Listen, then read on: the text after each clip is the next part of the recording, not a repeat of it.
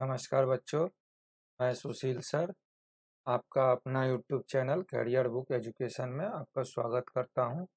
बच्चों, जैसा कि मैं आप लोगों को मैथ्स का क्लास लेता हूं और मैथ्स के सारे क्वेश्चन को कोशिश करता हूं कि हल कराऊं और कम से कम समय में कैसे बनाया जाए इस विधि से आपको अवगत कराऊं। तो बच्चों, मैं आज प्रीवियस ईयर सॉरी करंट में जो एग्ज़ाम एनटीपीसी रेलवे का चल रहा है के कुछ क्वेश्चन को उठा रहा हूँ, ले रहा हूँ, तो सॉल्व कराने का आपको कोशिश कर रहा हूँ ताकि आपको एग्ज़ाम में इस टाइप का क्वेश्चन आए तो किसी भी तरह का डिफ़िकल्टी आपको फेस ना करना पड़े। तो चलिए बच्चों, हम लोग समय को ज़ाया ना करते हुए स्टार्ट करते हैं। देखिए, आज का पहला प्रश्न है कि दी गई अभिव्यक्ति में वाट खोजे। देखिए यहाँ 1200 का 12% 1200 का 12% प्लस वाट बराबर 5400 का 18%। बच्चों, ऐसे प्रश्न को सॉल्व करने के लिए हम लोग बेसिकली यूनिट डिजिट को फाइंड करते हैं। अगर यूनिट डिजिट मिल जाता है तो फिर हम प्रश्न को इजीली बना लेते हैं। तो देखिए, ये टर्म का यूनिट डिजिट क्या हो जाएगा, 1200 का 12%, तो इसका यूनिट डिजिट 4 हो जाएगा। 2 गुना 2 4, और ये 5400 का 18%, तो 8 चक 32, मतलब कि 2 हो जाएगा। अब बच्चों, ये बराबर के जब इस तरफ आएगा तो ये हो जाएगा 2 माइनस 4, मतलब कि ये 12 माइनस 4 हो जाएगा, मतलब कि यूनिट डिजिट 8 होगा। तो अब ऑप्शन में हम लोग जाएंगे कि यूनिट डिजिट 8 किसका है। तो यूनिट डिजिट 8 जो है 3 का भी है और 4 का भी है। अब 3 और 4 में ही कोई उत्तर होगा आपका। तो अब इसका सटीक उत्तर करने के लिए हमको फिर जो है कि फर्स्ट डिजिट को लेके चलना होगा कि फर्स्ट डिजिट क्या आ सकता है। तो देखिए, यहाँ पर हम इसको अप्रोक्स में 18 को 20 मान लेते हैं और 5 को 5 रहने देते हैं। तो 5 गुना 20 क्या हो गया बच्चों, 100 हो गया। 20 पचे 100, और माइनस इस 12 को 12 मान लो और 1 को 1 मान लो, तो 12 गुना 1 कितना हो गया, 12, और बराबर के इस तरफ आएगा तो माइनस हो जाएगा 12। बराबर के इस तरफ आएगा तो माइनस हो जाएगा 12। इस तरह से आपका आ गया 88। तो यूनिट डिजिट सॉरी पहला डिजिट क्या हो गया, 8 हो गया। तो इस तरह से हमारा आंसर हो जाएगा 3 नंबर 828। ठीक है, समझ में आया। नेक्स्ट क्वेश्चन की ओर बढ़ते हैं। नेक्स्ट क्वेश्चन है कि दो संख्याओं का योग 60 है, जबकि संख्याओं का महत्तम समावर्तक और लघुत्तम समावर्तक क्रमशः 12 और 72 है। तो इन संख्याओं के व्युत्क्रम का योग ज्ञात कीजिए। देखिए, कहता है बच्चों कि दो संख्याओं का योग क्या है, 60 है, और कहता है कि इसका महत्तम समावर्तक, मतलब कि देखिए यहाँ HCF जो दे रहा है वो दे रहा है 12, और एलसीएम जो दे रहा है बच्चों, एलसीएम जो दे रहा है वो दे रहा है 72, और दो संख्या है ए और बी जिसका योग कितना है 60 है। ठीक है, तो सबसे पहले हम लोग क्या करेंगे कि 60 से इसको अगर हम भाग देते हैं, 60 को 12 से HCF से भाग देते हैं, तो हमें क्या आता है, हमें आता है A प्लस बी, या इस तरह से हम लोग लिख सकते हैं। प्रश्न में आपको जो पूछ रहा है कि संख्याओं के व्युत्क्रम का योग निकाले, तो हम पहली संख्या AX मान लिए और दूसरी संख्या BX, तो AX जोड़ BX बराबर 60, जहां X बराबर क्या है, 12 है। तो हम लोग लिख सकते हैं क्या, व्युत्क्रम पूछ रहा है तो 1/AX प्लस 1/BX, तो यहाँ पर लिख सकते हैं ABX बराबर, यहाँ पर क्या हो जाएगा A प्लस बी। अब यहाँ पर a प्लस बी लाने के लिए हम लोग क्या करेंगे, a प्लस बी हमारा कैसे आएगा, तो a प्लस बी बराबर लिख सकते हैं ए एक्स प्लस बी एक्स बराबर एक्स बटा एक्स, मतलब कि 60/12, मतलब कि 5 हो गया। अब आ जाइए ए बी एक्स बराबर क्या हो जाएगा, तो ए बी एक्स मतलब एलसीएम हो गया, ए बी एक्स जो होगा वह एलसीएम कहलाता है जो कि है 72। तो इस तरह से आपका a प्लस बी जो व्युत्क्रम का योग आया a प्लस बी बटा ए बी एक्स, तो ये हो गया 5/72, मतलब कि आपका आंसर हो गया 2 नंबर। ठीक है, आया बात समझ में। नेक्स्ट क्वेश्चन की ओर बढ़ते हैं बच्चों। नेक्स्ट क्वेश्चन कहता है कि एक समचतुर्भुज के आसन कोण 4:5 के अनुपात में है, तो बड़े और छोटे कोणों का अंतर ज्ञात कीजिए। देखिए बच्चों, समचतुर्भुज होता कैसा है, तो समचतुर्भुज इस तरह का होता है जिसका चारों साइड जो है इक्वल होता है। ठीक है, और एक कोण जो होता है वह 90 डिग्री से क्या होता है, छोटा होता है। एक कोण जो होता है वह 90 डिग्री से छोटा होता है। ठीक है। तो ये देखिए, ये जो है कि आसन कोण जो है वह 4:5 के अनुपात में है, मतलब ये 4x है तो ये 5x है। तो आसन कोणों का योग्य जो होता है बच्चों वो 180 डिग्री होता है। तो हम लोग लिख सकते हैं 4x प्लस 5x बराबर 180 डिग्री, तो x बराबर हो जाएगा 20 डिग्री। ठीक है, तो पूछा जा रहा है कि बड़े और छोटे कोणों के बीच का अंतर क्या है। तो देखिए, बड़े और छोटे कोणों के अनुपात का अंतर क्या है, 5x और 4x, मतलब x है, और तो जो अंतर रहेगा वही अंतर डिग्री में आना चाहिए। तो एक x बराबर 20 डिग्री, तो ये सिंगल x ही अंतर है, तो 20 डिग्री ही हो जाएगा आंसर। ठीक है, नेक्स्ट क्वेश्चन की ओर बढ़ते हैं। कहता है कि भूषण एक वस्तु को 1500 रुपए में खरीदता है। बच्चों ध्यान से देखिएगा, भूषण एक वस्तु को 1500 रुपए में खरीदता है और इसे अमित को 2000 रुपए में बेच देता है। तो भूषण का लाभ प्रतिशत ज्ञात कीजिए। भूषण का जो है लाभ प्रतिशत क्या है वो हमें बताना है। तो बच्चों, भूषण पहले तो 1500 में खरीदा, तो सीपी हो गया भूषण का 1500 कॉस्ट प्राइस, और उसे बेचता है 2000 रुपए में अमित से, तो सेलिंग प्राइस जो होता है, विक्रय मूल्य जो हो गया वो 2000 रुपया हो गया। तो लाभ प्रतिशत पूछा जा रहा है, तो सबसे पहले तो लाभ प्रतिशत निकालने के पहले लाभ कितना हुआ ये निकालेंगे। तो 1500 रुपये में कोई वस्तु को खरीदा और 2000 में बेचा, तो लाभ आपको यहाँ पर हुआ 500 रुपये। तो लाभ बराबर हम लोग लिख सकते, जानते हैं, क्या जानते हैं, selling price minus cost price. तो 2000 में खरीदा और बेचा और 1500 में खरीदा, तो लाभ हो गया बच्चों 500 रुपये। ठीक है, अब लेकिन प्रश्न में पूछ रहा है कि प्रतिशत लाभ क्या है। तो प्रतिशत लाभ बराबर हम लोग जानते हैं क्या, प्रतिशत लाभ बराबर होता है लाभ गुना 100 बटा क्या होता है, कॉस्ट प्राइस सीपी। तो 500 हो गया आपको लाभ गुना 100 और सीपी हो गया 1500। ये कटेगा 3 दफा में, ये हो गया 33.33% का लाभ, मतलब कि आपका आंसर हो गया ए नंबर। ठीक है, नेक्स्ट क्वेश्चन की ओर बढ़ते हैं बच्चों। जो लोग चैनल को सब्सक्राइब नहीं किए हैं वो प्लीज चैनल को सब्सक्राइब कर ले, आपको डेली नियमित क्लास यहाँ पर मिलेंगे। ठीक है, 56, 216 और 28 का एचसीएफ क्या होगा। देखिए, बहुत ही आसान क्वेश्चन है। 56, 216 और 28 का एचसीएफ क्या होगा। तो सबसे छोटा से सबसे बड़ा को भाग दिया जाता है और इस तरह से निकालिए। तो 28 से 216 को हम लोग भाग देते हैं, 7 दफा में लगेगा 8 7 56 और 7 दूनी 14, 14 और 5 कितना हो गया 19।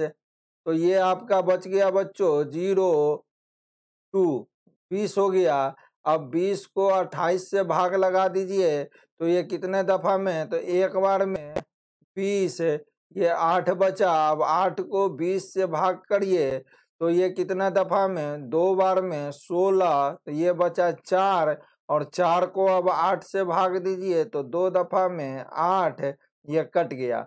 तो अब ये जो बचा जिससे भाग दिए फाइनली, उससे अब मिडिल, छोटा जो मिडिल अंक होता है उसको भाग देते हैं।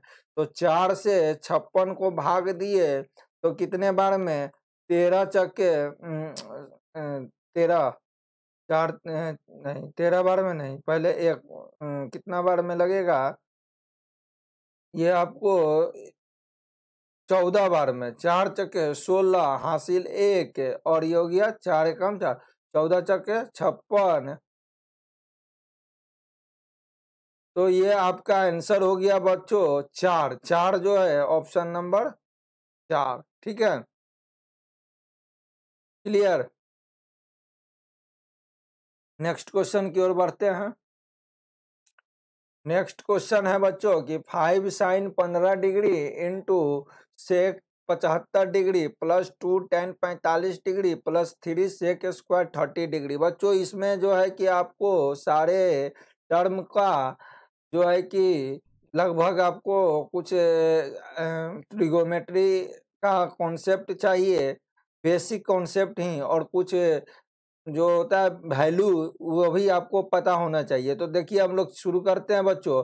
देखिए साइन 15 और सेक 75 का वैल्यू तो कोई याद रखता नहीं है जनरली, तो इसको तो वैल्यू से हमको कोई मतलब नहीं है। अब आ जाइए, टेन 45 का वैल्यू होता है 1, और सेक 30 का वैल्यू होता है आपको बच्चों 2/√3, 2/√3। ठीक है, अब देखिए यहाँ सेक स्क्वायर 30 डिग्री है, तो जब स्क्वायर कर देंगे इसको, तो ये हो जाएगा 4/3। क्या हो जाएगा, 4/3। और इसके गुणक में क्या है, यहाँ पर 3 है, तो लिख दिए 3 प्लस प्लस, और टेन 45 का वैल्यू हो गया 1, और इसके गुणक में क्या है 2। अब देखिए बच्चों यहाँ पर 2 हो गया प्लस ये 3 और 3 कैंसिल हो गया, तो ये हो गया 4, 4 2 6, मतलब कि इतना का वैल्यू। इसका मतलब हुआ बच्चों कि इतना का वैल्यू कितना आया, इतना का वैल्यू आपको आया बच्चों 6 आया। इतना का वैल्यू आपको कितना आया, 6 आया। अब हम लोग बढ़ते हैं इस टर्म की ओर कि इसका वैल्यू क्या होगा। तो देखिए हम लोग लिख सकते हैं क्या, 5 साइन 15 डिग्री, और ये है सेक 75 डिग्री। तो सेक 75 डिग्री को हम लोग क्या लिख सकते हैं, 1/cos 75 डिग्री। ठीक है, और cos 75 को हम लोग लिख सकते हैं sine, sorry, cos 90 minus 15 degree, और इसी को लिख सकते हैं cos 90 माइनस 15 डिग्री को साइन 15 डिग्री। तो साइन, ये सेक 75 को 1/sin 15 डिग्री लिख सकते हैं, और इसको गुणक में क्या है 5 गुना साइन 15 डिग्री।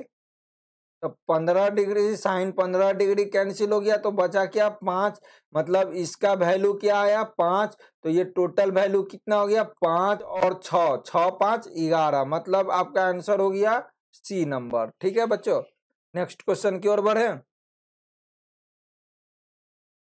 नेक्स्ट क्वेश्चन कहता है कि एक फल विक्रेता ने खरीदार को 10% और 20% की लगातार 2 छूट दी। एक फल विक्रेता ने खरीदार को 10% और 20% की लगातार 2 छूट दी, तो खरीदार को शुद्ध छूट का पता लगाए। मतलब कि देखिए, एक फल विक्रेता ने एक कस्टमर को पहला 10% का छूट दिया, फिर 20% का, तो इस तरह से उस कस्टमर को कुल कितना छूट प्राप्त हुआ। तो देखिए बच्चों, इसको सिंपली ऐसे हम लोग बनाते हैं -10, ठीक है, पहला छूट, फिर -20 दूसरा छूट, माइनस यहाँ प्लस कर देंगे और -10 पहला छूट गुना -20 दूसरा छूट डिवाइडेड बाई 100। ठीक है, तो बच्चों ये आपका हो जाएगा -10 और -20 -30 अब प्लस, देखिए माइनस और माइनस भी हो गया प्लस, अब प्लस गुना प्लस प्लस, अब 10 गुना 20 हो गया 200 और डिवाइडेड बाय 100 मतलब कि 2। इट मीन्स कि 30 + 2 हो गया आपको, और ये 30 में से 2 गया तो -28 बचा और ये प्रतिशत रहा। देखिए बच्चों ये माइनस जब आ गया तो मतलब हो गया कि छूट मिला। ठीक है, इतना छूट मिला, कितना प्रतिशत का? 28% का। ठीक है, तो आपका आंसर हो जाएगा 3 नंबर 28% का छूट। नेक्स्ट क्वेश्चन की ओर बढ़ते हैं। नेक्स्ट क्वेश्चन कहता है कि 2 वर्षों में चक्रवृद्धि ब्याज और साधारण ब्याज का अंतर 3375 रुपया है, तो दर 15% हो तो मूलधन ज्ञात कीजिए। कहता है कि 2 वर्षों में चक्रवृद्धि ब्याज और साधारण ब्याज का अंतर 3375 रुपया है, तो दर 15% है तो मूलधन ज्ञात कीजिए। बच्चों यहाँ पर आपको हो जाएगा 2 वर्षों का फॉर्मूला होता है कि ब्याज में अंतर बराबर दर का स्क्वायर गुना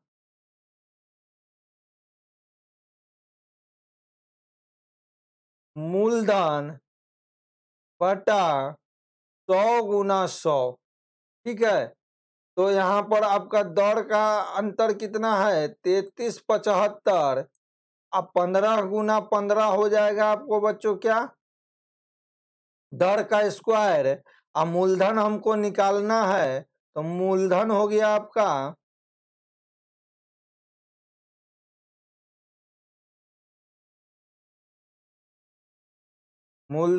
आपका P और नीचे हो गया 10,000।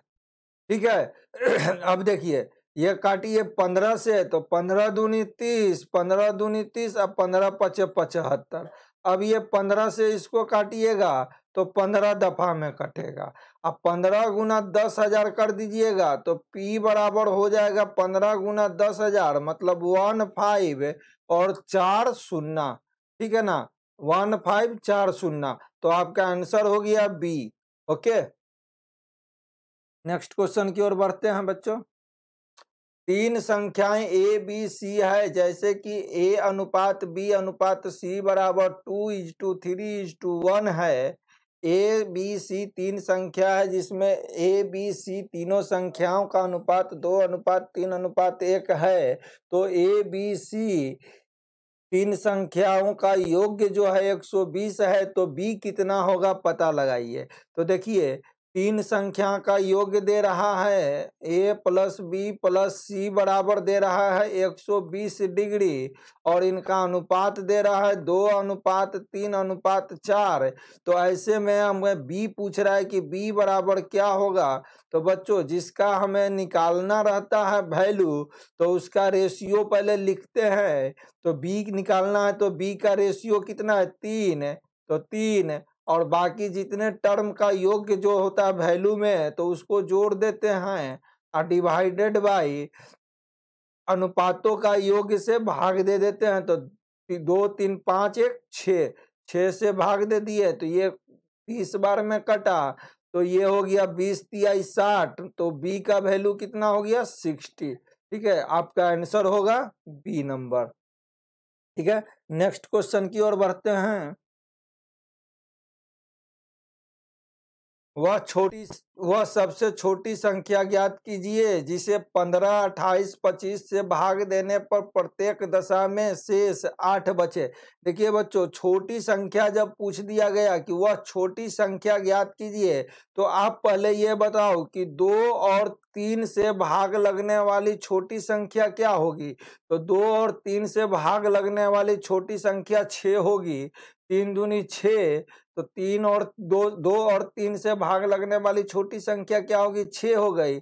अब हम अगर पूछते कि 2 और 3 से भाग लगने वाली छोटी संख्या बताएं जिसमें शेष 1 बचे, तो क्या हो जाएगा? तो सबसे छोटी संख्या जो होगा, जो 2 और 3 से भाग लगेगा, वो 6 हो गया और शेष 1 बचना चाहिए, तो वह संख्या हो गया 7। तो देखिए बच्चों, यहाँ पर ध्यान दीजिए कि 2 और 3 से भाग लगने वाली छोटी संख्या निकालने के लिए हमको क्या निकालना पड़ेगा? 2 और 3 का एलसीएम, जो कि 6 आया, ठीक है ना। और शेष अगर कुछ बचने की बात कर दिया जाता है, तो जो संख्या शेष बचने के लिए बात कर दिया जाता है, तो उसको क्या करते हैं? एलसीएम में जोड़ देते हैं। जैसे कि नीचे जोड़ दिए, 6 में 1 जोड़ दिए 7, तो 7 वह छोटी सी छोटी संख्या है जो 2 से भी भाग देंगे तो शेष 1 बचेगा, 3 से भी भाग देंगे तो शेष 1 बचेगा।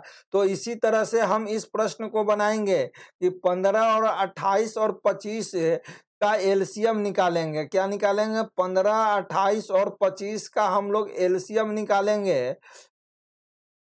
और ये 15, 28 और 25 का एलसीएम जो आएगा बच्चों, 15, 28,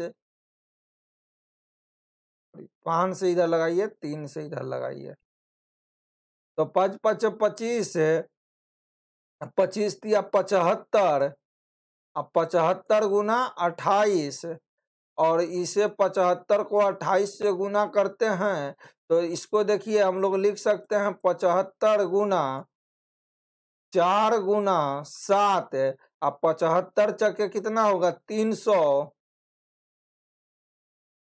गुना 7, तो 7 2100।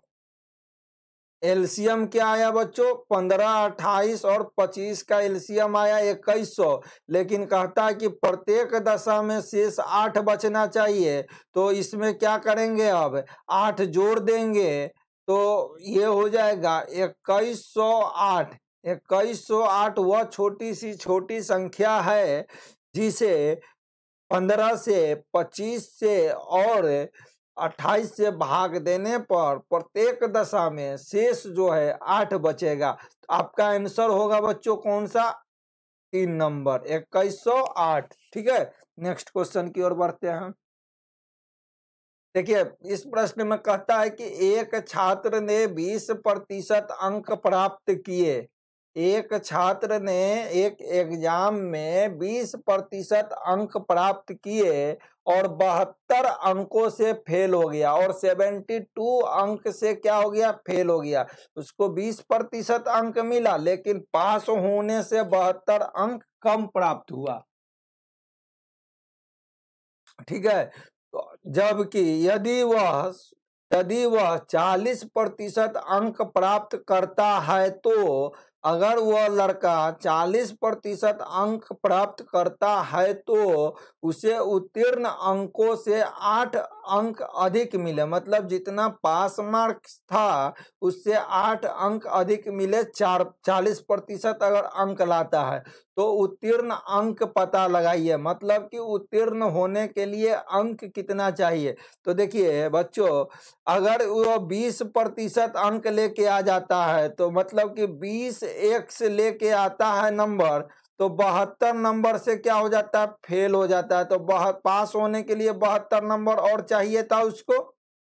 ठीक है, ठीक है, ये पास मार्क्स हो गया। अब कहता है कि वह 40% अंक प्राप्त करता है, मतलब कि 40x लेके आता है, तो पास मार्क से वह 8 अधिक लेके आ गया। मतलब 8 अंक अगर कम भी लाता तो ये पास मार्क्स के बराबर आता। तो इस तरह से हम लोग लिख सकते हैं क्या? ये 8 इधर लेके आ गए, तो ये 72 और 8 हो गया 80, और ये 20 इधर लेके चले गए x, तो ये हो गया 20x। तो x का वैल्यू कितना हो गया बच्चों? x का वैल्यू हो गया 4।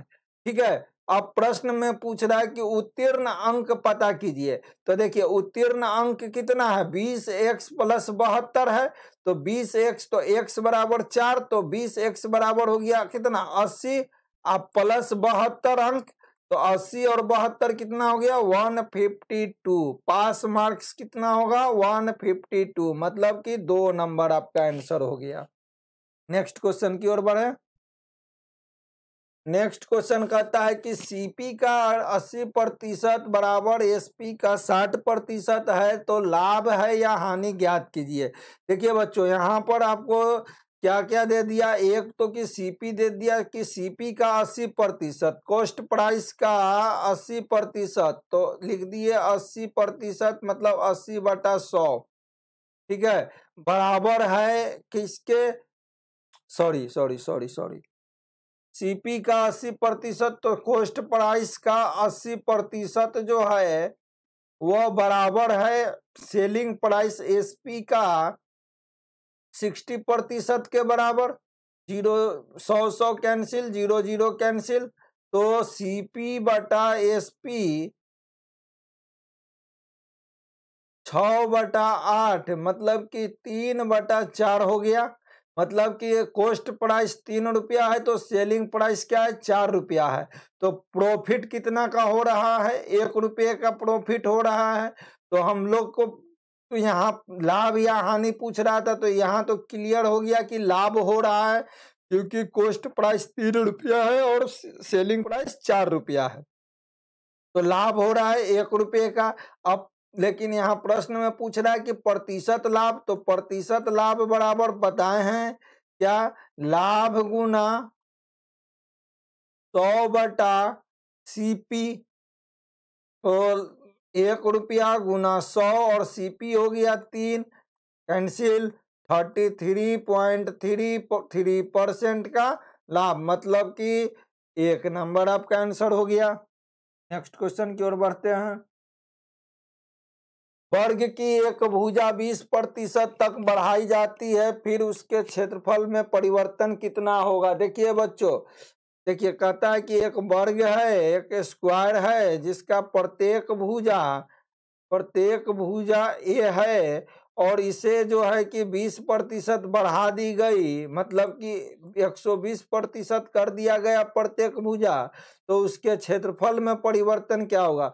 बच्चों, जब भुजा में चेंजिंग करते हैं तो उसका डायमीटर, परिमाप, ये सब में क्या होता है, एक सिंगल भुजा का गुणक होता है। तो जितना प्रतिशत भुजा में होगा वृद्धि, उतना ही प्रतिशत उसका डायगोनल में या परिमाप में वृद्धि होगा। अगर 20% भुजा में वृद्धि किए, तो इसका परिमाप में भी 20% का ही वृद्धि होगा, या इसके डायगोनल में भी 20% का ही वृद्धि होगा।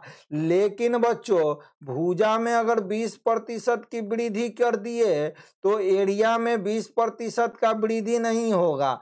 क्यों नहीं होगा, क्योंकि एरिया जो होता है वह भुजा स्क्वायर होता है, मतलब कि भुजा गुना भुजा होता है। ठीक है ना, तो यहाँ 2 भुजा होने के कारण इसका एरिया जो है, जितना भुजा में हम चेंजिंग करेंगे उतना ही चेंजिंग एरिया में नहीं होगा। तो इसके लिए हम लोग क्या करते हैं कि पहले कितना प्रतिशत भुजा बढ़ा, तो एक पहले बढ़ा 20%, तो 20 प्लस में फिर बढ़ा दिए 20 प्लस में plus plus 20 plus into plus 20, ठीक है, डिवाइडेड बाई 100। तो 20 और 20 हो गया 40%, प्लस में आप प्लस प्लस प्लस प्लस हो गया, अब 20 गुना 20 400 डिवाइडेड बाई 100 हो गया, 400 डिवाइडेड बाई 100 4, तो 40 और 4 हो गया 44, और ये क्या आया प्लस में, तो 44% की वृद्धि हुई, क्योंकि प्लस में आया इसलिए वृद्धि हुई, परिवर्तन में क्या हुआ, वृद्धि हुआ। ठीक है ना, नेक्स्ट क्वेश्चन की ओर बढ़ते हैं।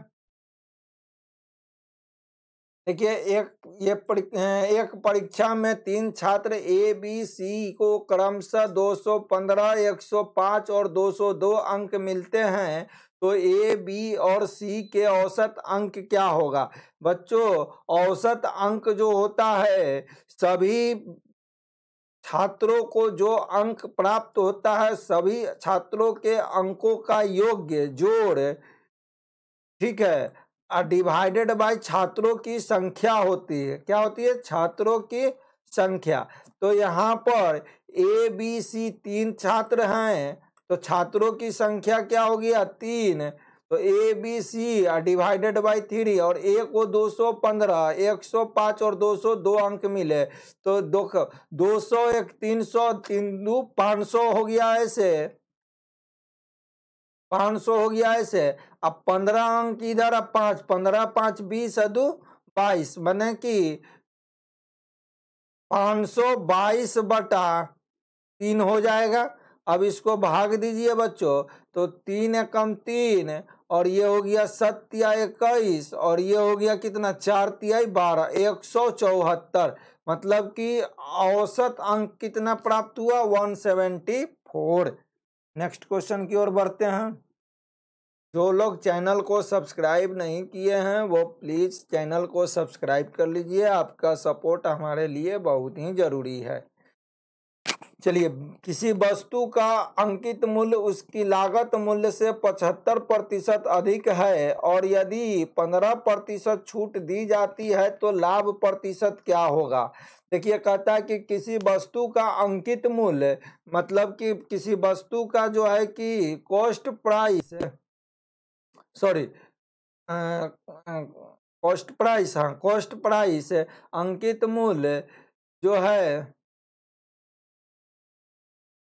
कॉस्ट नहीं, ये कौन सा प्राइस कहलाएगा? अंकित मूल्य ही। अंकित मूल्य उसकी लागत मूल्य से 75% अधिक है, मतलब कॉस्ट प्राइस से 75% अधिक है, और यदि 15% की छूट दे दी जाती है, 15% की छूट दी जाती है, तो लाभ कितना होगा? तो देखो बच्चों, सबसे पहले कि ये हम कितना प्रतिशत अधिक कर दिए पहले, तो पहले हम 75% बढ़ा दिए, तो लिखेंगे प्लस 75, और घटा कितना दे रहे हैं? छूट कितना दे रहे हैं? 15% का, तो -15। ठीक है, फिर यहाँ प्लस 75 गुना -15 डिवाइडेड बाई 100। ठीक है, तो 75 में से 15 जाएगा, क्या बचेगा बच्चों? यहाँ 60। देखिए, प्लस गुना प्लस प्लस, अब प्लस गुना माइनस, क्या हो गया? माइनस, तो ये हो गया माइनस। अब 15 गुना 75 बटा 100, तो ये काट दीजिए 3 दफा में, ये हो गया 4। 15 या 45 बटा 4, 45 बटा 4 का मतलब हो गया 11 पॉइंट कितना? 11.25 हो गया। 45 गुना 4 का हो गया 11.25। तो 60 में से 11.25 अगर घटा करते हैं बच्चों, तो 48.75 बचेगा। क्या बचेगा? 48.75% बचेगा। और ये प्लस में आया, और जब प्लस में आया बच्चों, तो ये क्या हो गया? लाभ हो गया। और आपका आंसर इस तरह से क्या हो गया? 4 नंबर। ओके, चलिए नेक्स्ट क्वेश्चन की ओर बढ़ते हैं। नेक्स्ट क्वेश्चन कहता है कि 700 को 840 बनाने के लिए कितना प्रतिशत बढ़ाना चाहिए? देखिए बच्चों, 700 को 840 बनाने के लिए कितना प्रतिशत बढ़ाना चाहिए? तो किसको बढ़ाना है? 700 में कितना प्रतिशत बढ़ाना चाहिए ना, क्योंकि बेस तो मेरा 700 है, तो कितना पहले हमको बढ़ाना है? 140 बढ़ाना है। तो 700 का कितना प्रतिशत 140 होगा? तो 700 का 1% हो गया 140 मान लीजिए, तो ये कितना हो गया? 20। x बराबर 20, मतलब कि 700 का 20% अगर हम बढ़ा देते हैं तो 840 हो जाएगा। आंसर आपका हो गया बी नंबर। नेक्स्ट क्वेश्चन देखा जाए। एक बेलन का वक्र पृष्ठ का क्षेत्रफल 308 सेंटीमीटर है और ऊंचाई 14 सेंटीमीटर है, तो बेलन की आयतन क्या होगी? बच्चों एक बेलन का वक्र पृष्ठ का क्षेत्रफल 308 सेंटीमीटर है। तो सबसे पहले तो कि एक बेलन जो है, एक बेलन का वक्र पृष्ठ का आयतन जो होगा, सॉरी क्षेत्रफल जो होगा वो होगा 2 पाई मतलब 22/7 गुना आर का वैल्यू दे रहा है, नहीं दे रहा है, आर इंटू ऊंचाई हो गया 14 बराबर कितना दे रहा है बच्चों 308। 308। अब ये देखिए, ये 2 से ये काट दिए तो 154 और ये 14 से काट दिए तो 11 बार में, तो ये कट गया 2 बार में। तो आर बराबर क्या हो गया बच्चों, आर बराबर आ गया 7/2। अब हमें क्या पूछ रहा है, बेलन का आयतन पूछ रहा है। तो वॉल्यूम बराबर क्या होता है पाई आर स्क्वायर, तो 22/7 आर स्क्वायर मतलब 49/4 इंटू ऊंचाई 14। ठीक है, 7 से काटे 2 दफा में, ये 2 कट गया, ये कट गया 2 से 11 बार में, तो बच गया 11 गुना 49 और इसको गुना करेंगे 9 3 5 539 मतलब आपका आंसर हो गया सी नंबर। ठीक है, नेक्स्ट क्वेश्चन की ओर बढ़ते हैं। एक आयत की लंबाई इसकी चौड़ाई से 2 गुनी है। एक आयत की लंबाई इसकी चौड़ाई से 2 गुनी है। यदि आयत का परिमाप 78 मीटर है तो आयत का क्षेत्रफल ज्ञात कीजिए। देखिए बच्चों, यहाँ पर कह रहा है कि एक आयत की लंबाई, एक रेक्टेंगल जो है इसकी लंबाई इसकी चौड़ाई से, ये लंबाई हो गया, ये चौड़ाई हो गया और ये हो गया लंबाई। लंबाई जो है चौड़ाई से क्या है 2 गुनी है। लंबाई जो है चौड़ाई से 2 गुनी है। तो आयत का परिमाप 78 है। तो बच्चों हम आयत का परिमाप बराबर जानते हैं एल प्लस बी गुना 2 बराबर, ये आयत का परिमाप हो गया 78 और एल क्या है 2x और वृत्त क्या है x है। तो एल और प्लस बी बराबर हो जाएगा 3x गुना 2 बराबर 78। तो ये हो गया 6 और 6 एकम 6 छौतिया 18, तो x बराबर हो गया 13 बच्चों। तो आयत का क्षेत्रफल पूछ रहा है, तो ये हो जाएगा 13 दूनी 26 और ये हो गया 13। तो हम लोग एरिया ऑफ रेक्टेंगल क्या हो जाएगा 26 गुना 13, तो हम लिख सकते हैं 169 गुना 2 और इसी को क्या लिख सकते हैं 8, 6 दूनी 12 13 हासिल 1 2 एकम 2 1 3 338 मतलब आपका आंसर हो गया 2 नंबर। चलें नेक्स्ट क्वेश्चन की ओर। नेक्स्ट क्वेश्चन है बच्चों कि x प्लस वाई बराबर 12, y प्लस जेड बराबर 15 और x प्लस जेड बराबर 18, तो x plus Y plus Z बराबर क्या होगा। बहुत ही आसान क्वेश्चन है। x प्लस वाई बराबर क्या दे दिया 12, यहाँ पर y प्लस जेड बराबर क्या दे दिया 15 और यहाँ पर आपको x प्लस जेड बराबर क्या दे दिया 18। बच्चों अब LHS और RHS को जोड़ देते हैं, तो यहाँ पर लिख सकते हैं x x 2x y y 2y और z z 2z, तो 2 कॉमन ले लिए तो 2x plus 2y plus 2z हो गया बराबर। यहाँ पर अब इसको जोड़ दीजिए 10 20 30 30 38 और 8 38 38 और 2 40 और 5 45 45 हो गया। तो x plus Y plus Z बराबर कितना हो जाएगा बच्चों 22.5। ठीक है, आपका पूछ रहा था x plus Y plus Z. ठीक है, तो ये आपका आंसर हो गया 4 नंबर। ठीक है, नेक्स्ट क्वेश्चन की ओर बढ़ते हैं। नेक्स्ट क्वेश्चन है बच्चों कि यदि 2 वर्ष के लिए 10% ब्याज दर पर साधारण ब्याज 500 रुपये है तो उसी समय के लिए चक्रवृद्धि ब्याज ज्ञात कीजिए। देखिए बच्चों, साधारण ब्याज जो है कि 2 वर्षों के लिए 10% की दर पर 500 रुपये है। तो कहने का मतलब है कि साधारण ब्याज कितना है, 500 है, और कितने वर्ष के लिए, 2 वर्ष के लिए। तो प्रत्येक वर्ष जो है, देखिए 1 वर्ष के बाद और ये दूसरे वर्ष, ये दोनों वर्ष जोड़ दिया जाए तो 500 रुपया मिला साधारण ब्याज पर। तो 2 वर्ष तो इक्वल इक्वल हो गया, मतलब कि पहले वर्ष का 250 और दूसरे वर्ष का हुआ साधारण ब्याज 250। और ये कितने प्रतिशत पर, 10% पर मिला, 10% मिला, मतलब कि पहले वर्ष का 10% 250 मिला। तो जाहिर सी बात है कि 2500 रुपया अगर ये 10% के दर पर दिया होगा तब ना 1 साल बाद 250 रुपया इंटरेस्ट मिलेगा। तो आपका मूलधन निकल गया कितना, 2500 रुपया। अब देखिए चक्रवृद्धि ब्याज का लेकिन ब्याज पूछ रहा है, तो अब ये देखिए 10% हो गया 250 रुपया। तो आपका 1 वर्ष के बाद आपका मूलधन कितना हो जाएगा, 2500 प्लस 250, मतलब 2750 रुपया हो गया आपका मूलधन 1 वर्ष के बाद। अब 1 वर्ष के बाद क्या मिलेगा ब्याज आपको, 10% के दर से। तो 10% के दर से मिलना चाहिए अब हमको 275 रुपया। तो 275 रुपया, यहाँ पर आपको कितना मिला है, 250 रुपया। तो टोटल आपको 2 वर्ष के बाद कितना ब्याज मिला, चक्रवृद्धि ब्याज, 250 रुपया इधर और 275 रुपया इधर, मतलब कि टोटल मिला 525 रुपया। ठीक है, इस तरह से आपका आंसर हुआ ए।